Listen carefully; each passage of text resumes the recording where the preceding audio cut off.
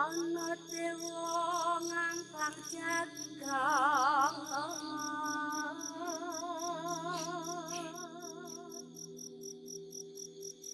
nyangking pokor kencanane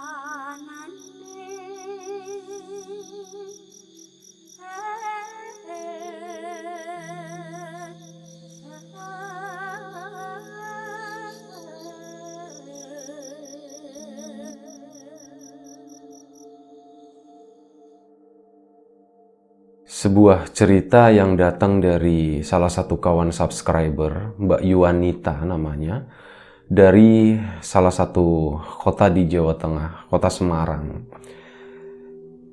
Cerita ke 292 di Lapak Horor ini bercerita tentang sebuah pengalaman yang pernah dialami sama Mbak Yuanita dan ibunya waktu itu. Kejadiannya udah cukup lama.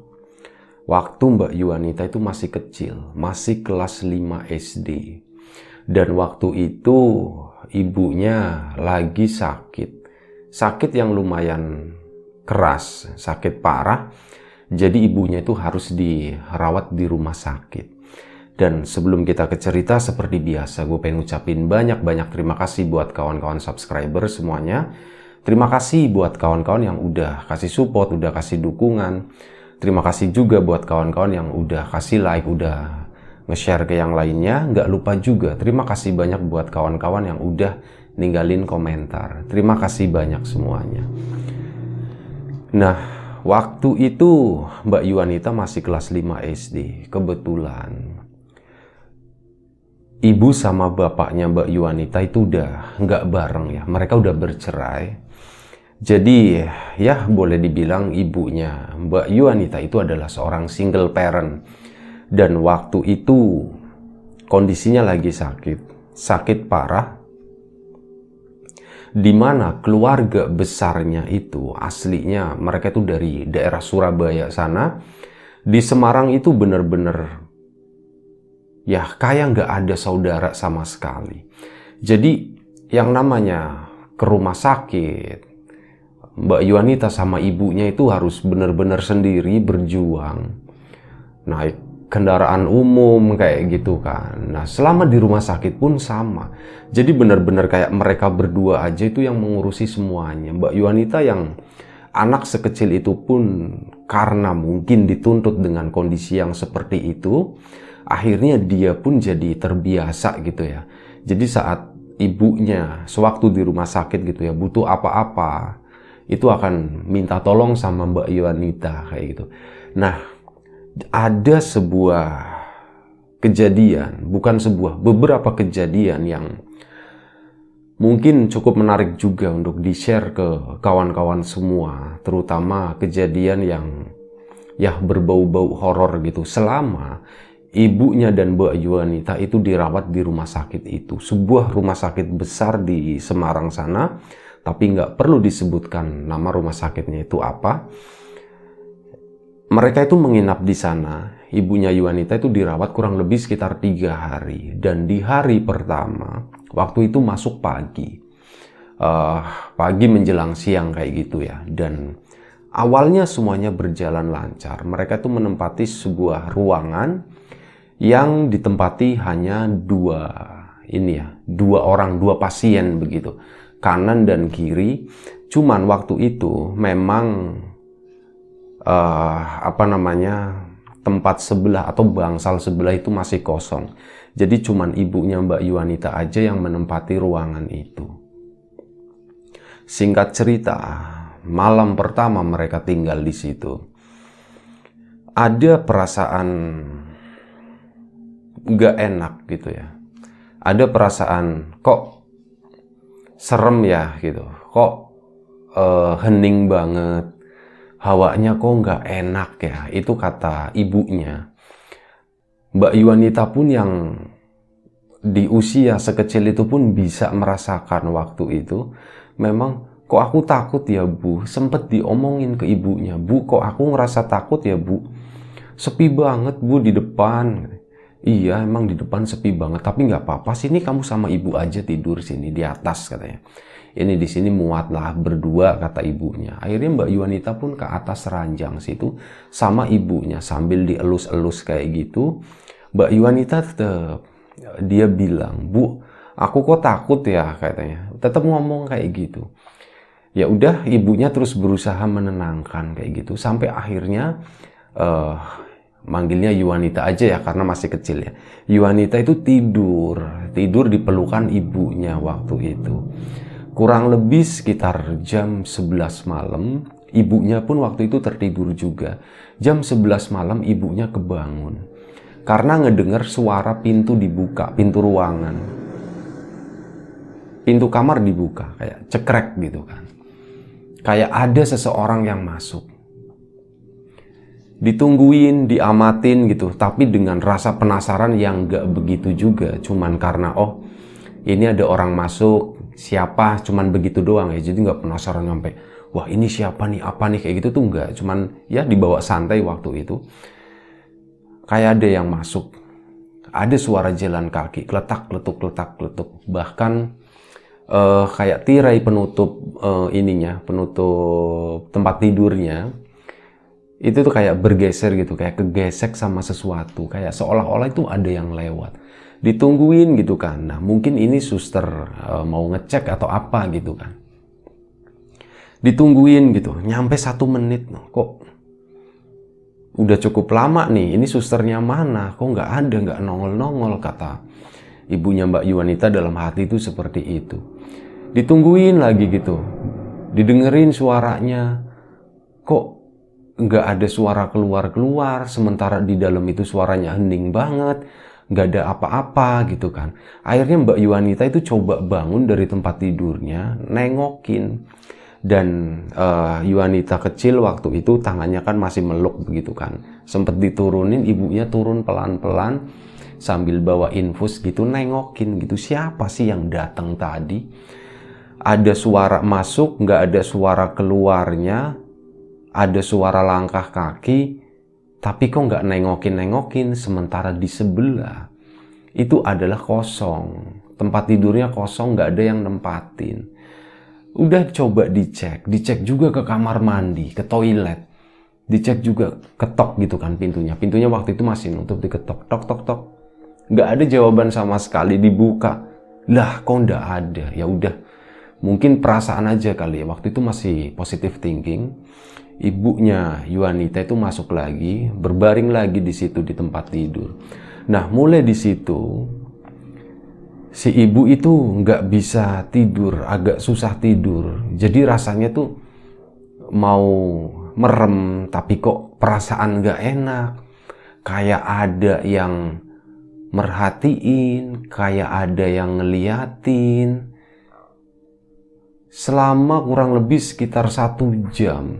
Hampir tengah malam, ya sudah tengah malam mungkin waktu itu. Akhirnya ibunya Mbak Yuanita itu bisa tidur juga, tapi kayak gitu tidurnya malam itu nggak pules, perasaannya tuh nggak enak. Kayak ada yang merhatiin ya, berapa menit gitu, setiap 10 menit, 5 menit kayak itu pasti kebangun. Kayak gitu terus. Dan akhirnya kurang lebih sekitar jam 1 karena tidurnya itu nggak pules kayak gitu, kayak tidur nggak tenang, banyak gangguan. Akhirnya si ibu pun memutuskan untuk udahlah begadang aja gitu kan, nanti nunggu ngantuk lah, nggak usah dipaksain gitu. Akhirnya terus begadang begitu. Nah tiba-tiba dari arah sebelah, berarti bangsal yang kosong itu, suara tirai penutupnya itu kayak bergeser gitu, serak. Kayak ada seseorang yang ngebuka. Si ibu akhirnya pasang telinga dong, penasaran, ini apa ini, siapa nih yang nggak ada suara masuknya, kok tiba-tiba tirainya ada yang ngebuka gitu. Didengerin bener-bener baik-baik, didengerin gitu, kedenger suara, ada suara langkah, kletuk, kletuk, kletuk. itu bunyi sepatunya. Sepatunya khasnya para para perawat ya, para suster kayak gitu. Sepatu yang ujungnya keras kayak gitu, kawan-kawan pasti tahu lah, letak jalan di lantai keramik kayak gitu. Jalan letak makin ngedeket ke tempat tidurnya si ibu tadi, ibunya Yuanita. Ditungguin semenit 2 menit, suara langkah tadi itu berhenti tepat di depan ranjangnya si ibu. Cuman kan waktu itu ada tirainya masih ketutup. Nah itu suara langkah sepatu tadi bener-bener stopnya tuh di situ. Jadi kalau cuman berdasarkan perasaan aja, siapapun itu yang tadi berjalan di ruangan tadi, itu posisinya tuh lurus sama si ibu. Makanya si ibunya Yuan itu terus merhatiin tirainya gitu. Ini pasti tirainya dibuka nih gitu. Ditungguin 2 menit, 3 menit, 5 menit. Kok nggak dibuka-buka, penasaran lagi. Si ibu pun turun lagi nengokin gitu. Dilongok begitu kan tirainya. Nggak ada siapa-siapa ternyata. Di sana kosong, nggak ada siapapun gitu. Terus penasaran, siapa tadi yang jalan gitu, ada suara letak-letuk sepatu begitu kan. Gak lama setelah itu, ibunya Mbak Yuanita tuh pun balik lagi ke tempat tidurnya, berbaring lagi, susah tidur lagi, kurang lebih sekitar jam 2 pagi. Itu bener-bener yang namanya perasaan takut itu bener-bener menghampiri. Nah sementara Yuanita kecil waktu itu kayak ngelilir gitu ya, kebangun dari tidurnya. Bu kok belum tidur, kata Yuanita. Iya ibu baru aja bangun, baru kebangun bareng nih sama kamu gitu.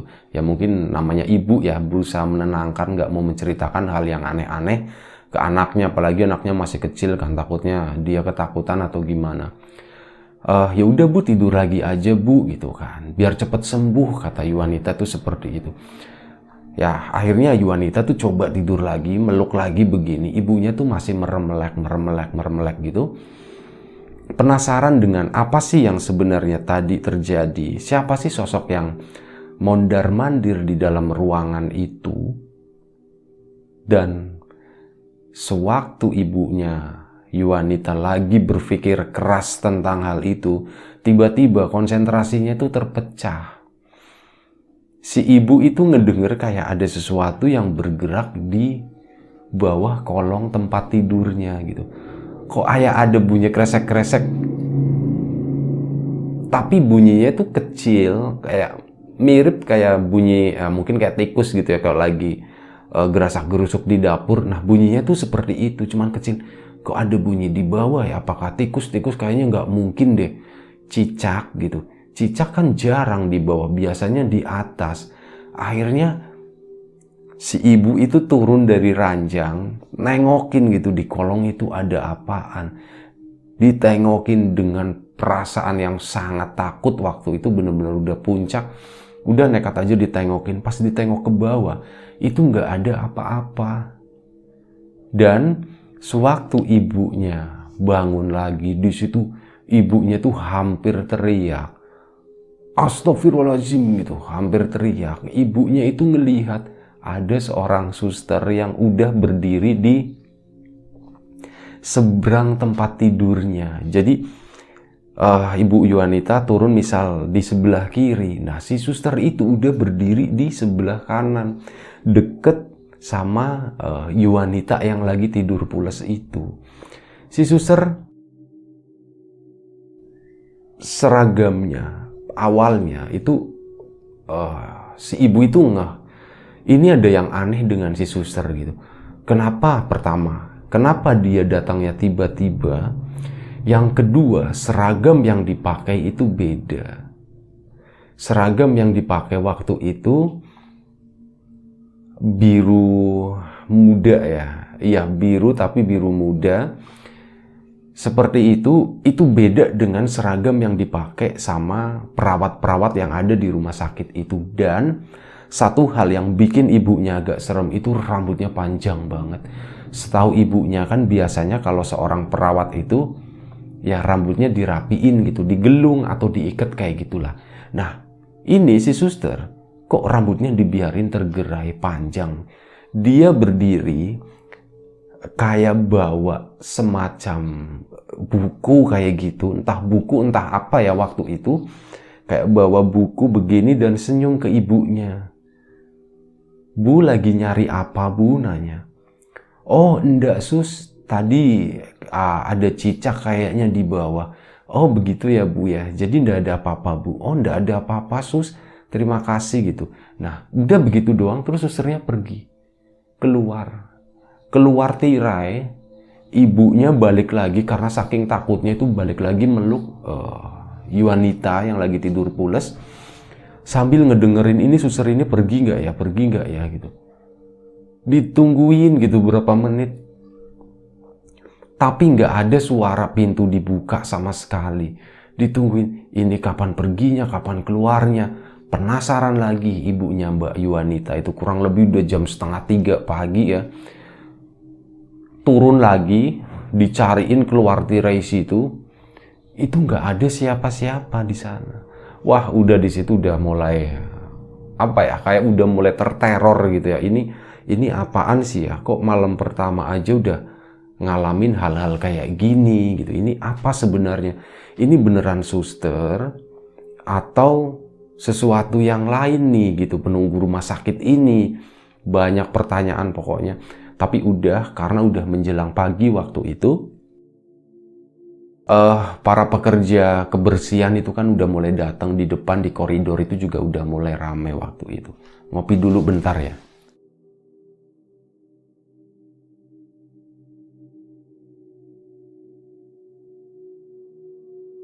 Kopi legit dari Malang. Iya, udah 2:30 pagi, koridor udah mulai ramai, ibunya Mbak Yuanita itu udah mulai agak tenang. Akhirnya si ibu itu mulai jam segitu, barulah si ibu bisa tidur sampai pagi. Akhirnya ya pagi itu normal, semuanya biasa aja. Dan karena di situ kan mereka sendirian ya, Mbak Yuanita sama ibunya itu keluarga besarnya kan di Surabaya semua. Dan si ibu itu nggak ngabarin sama sekali, nggak ngasih tahu saudara-saudaranya yang lain. Makanya setiap hari ya mereka cuman berdua aja antara si ibu sama Mbak Yuanita.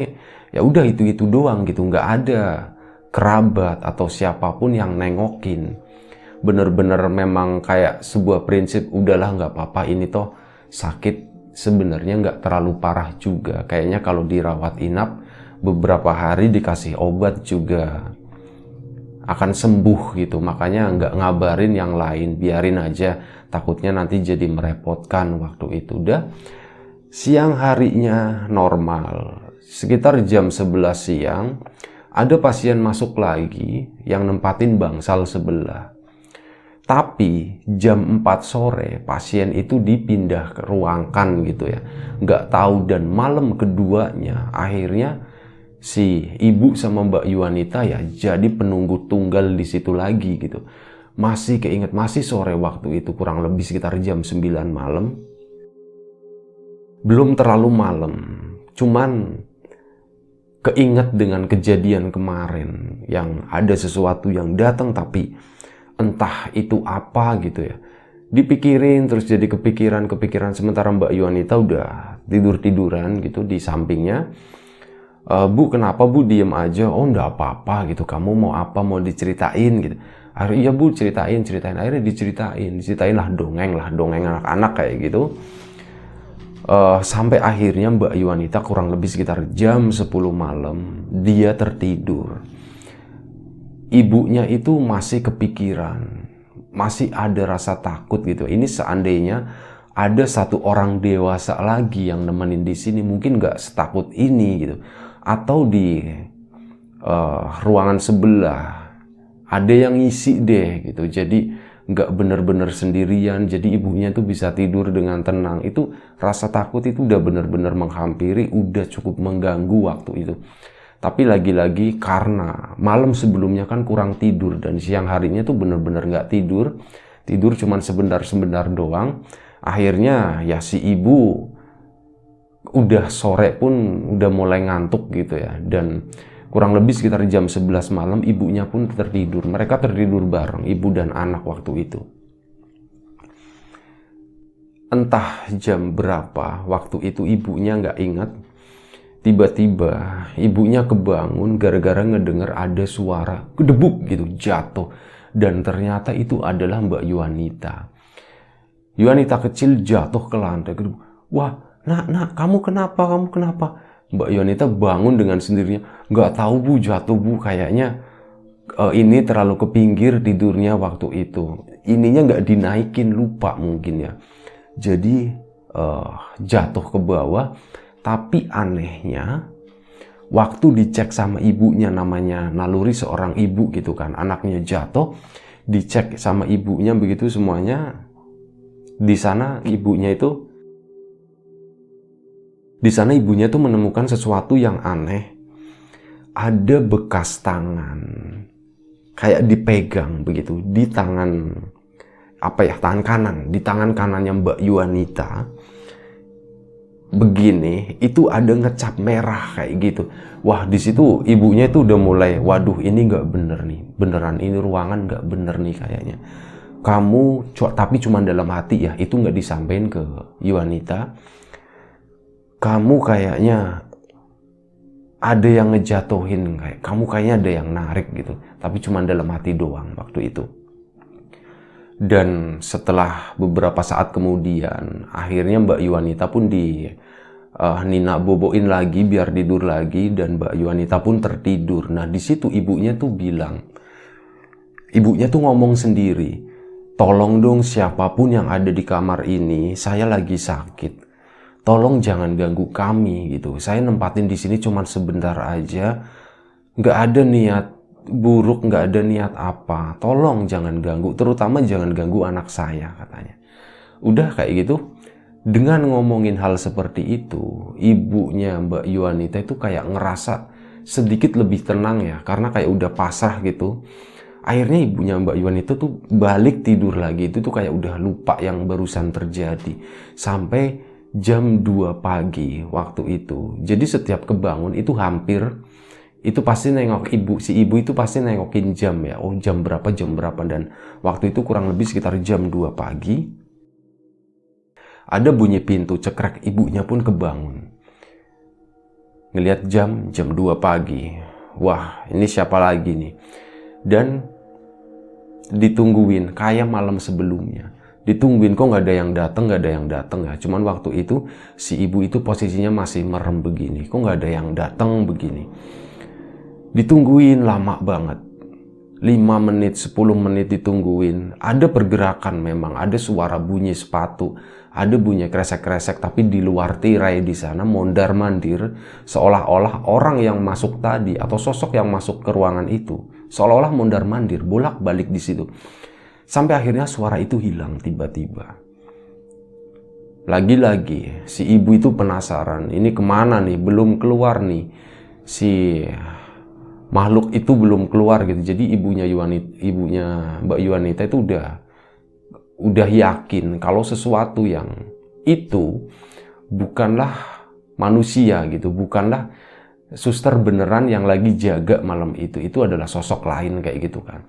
Sambil tetap merem, si ibu itu nungguin gitu ya, penasaran dengan apa yang dilakuin sama si sosok tadi. Dia ditungguin gitu, tapi tiba-tiba dia itu nyium kayak bau parfum wangi dengan kondisi mata yang masih terpejam gitu. Awalnya sih dia nggak tahu ini wangi apa ya, bertanya-tanya gitu kan, kok ada bau wangi seperti ini wanginya enak. Dan itu bukan parfumnya atau bukan wangi-wangian yang datang dari salah satu benda yang ada di situ, tapi wangi-wangian asing yang baunya itu enak. Sambil tetap merem, si ibu itu kayak menikmati bau itu gitu. Akhirnya saking penasarannya, si ibu itu ngebuka mata dan apa yang dilihat sama ibunya itu adalah sebuah muka yang di depan si ibu itu dengan rambutnya yang panjang, itu nutupin begini ya, turun ke bawah. Itu udah posisinya itu udah hadap-hadapan sama si ibu gitu. Ibunya lagi tidur begitu melek begini, nah di depannya itu udah muka. Ya ibunya kaget lah, langsung teriak-teriak kan. Wah, wah, wah gitu. Langsung inget Mbak Yuanita. Nah begitu ibunya teriak, si sosok tadi tuh langsung berdiri begini. Dan berdirinya yang bikin aneh tuh begini. Ini ranjang kan panjang. Si sosok tadi berdirinya tuh di situ. Lah dia saat merunduk mukanya kok bisa sampai ke muka ibunya gitu. Itu seberapa panjang sih badannya kayak gitu. Itu setelah ini ya, setelah kejadiannya berakhir, ibunya tuh baru berpikir seperti itu. Baru menyadari keanehan yang seperti itu gitu. Begini, terus balik lagi begini. Nah, si sosok tadi, si ibunya lagi takut-takutnya lagi meluk Yuanita, dan anehnya Mbak Yuanita tuh nggak kebangun sama sekali waktu itu. Lagi dipeluk begini, kamu siapa, kamu mau apa gitu. Ibu nyari saya katanya. Enggak, saya nggak nyari kamu. Kamu kenapa kesini, kamu siapa gitu. Dari tadi ibu nungguin saya kan katanya. Sambil ngomong begitu, nadanya datar, suaranya bulat katanya. Seorang wanita, seorang perempuan memakai baju suster, rambutnya panjang banget, mukanya itu pucat katanya. Dan sambil ngomong itu seringainya itu agak, yang menurut ibunya Mbak Yuanita itu adalah seringai yang menakutkan gitu. Senyum tapi senyumnya itu serem. Ibu nyari saya, dari tadi kan nyari saya, nungguin saya, penasaran dengan saya kan. Ini saya udah datang ke depan ibu. Ibu mau apa? Mau kenal sama saya? Saya itu yang tinggal di sini, Bu. Saya udah bertahun-tahun tinggal di sini, Bu. Kayak gitu. Ibunya kan nggak bisa ngomong apa-apa, bener-bener kaku, takut, cuman bisa nangis malam itu. Dan setelah sekian detik, hampir 1 menit mungkin ya, akhirnya ibunya pun bilang, tolong jangan ganggu saya, jangan ganggu anak saya. Saya cuma tinggal di sini sebentar aja, tolong jangan diganggu lagi. Nah, terus si sosok tadi akhirnya ngejawab lagi, iya Bu, baik Bu, saya nggak akan ganggu Ibu. Ibu juga nggak ganggu saya, tapi tolong jangan cari saya. Biar saya tuh suka di sini muter-muter karena memang saya tinggalnya di sini, Bu. Kayak gitu. Iya, saya nggak akan ganggu lagi, saya nggak akan penasaran lagi gitu. Saya udah ngelihat, saya udah cukup gitu. Tolong kayak gitu. Nah, setelah obrolan itu akhirnya si sosok suster tadi itu balik badan, sana keluar tirai lagi, dan udah yang kedengeran itu cuman suara sepatu mondar-mandir, tak tok doang, sama sesekali tirainya itu agak bergoyang kayak gitu, kayak kesenggol dari luar. Ibunya Mbak Yuanita cuman bisa nangis di situ, nangis sambil merem ketakutan, gak bisa tidur sampai pagi. Dan ya keesokan paginya akhirnya karena kondisinya seperti itu ya mau nggak mau akhirnya sesekali lah tidur lah gitu, bilang sama Yuanita, Yun, ibu tidur sebentar ya gitu, soalnya ibu semalam nggak bisa tidur gitu. Kenapa nggak bisa tidur, Bu? Ya iya, ibu udah pengen pulang katanya kayak itu, alasannya seperti itu. Akhirnya ibunya siangnya pun sering tidur kayak gitu, bangun tidur sampai akhirnya kurang lebih jam 2 siang. Saat ibunya kebangun, Mbak Yuanita itu nggak ada di sana. Si ibunya bingung gitu kan. Dia langsung bangun, ambil infusnya, jalan-jalan. Yun, kamu di mana? Dicariin ke sana kemari, ke kolong, ke bangsal sebelah juga nggak ada. Akhirnya tempat terakhir yang dicari sama ibunya waktu itu adalah toilet. Ibunya langsung menuju toilet sana, dibuka, jegrek gitu di situ.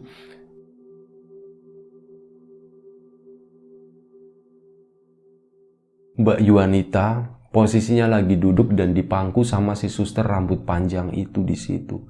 Ibunya naluri ibu ya.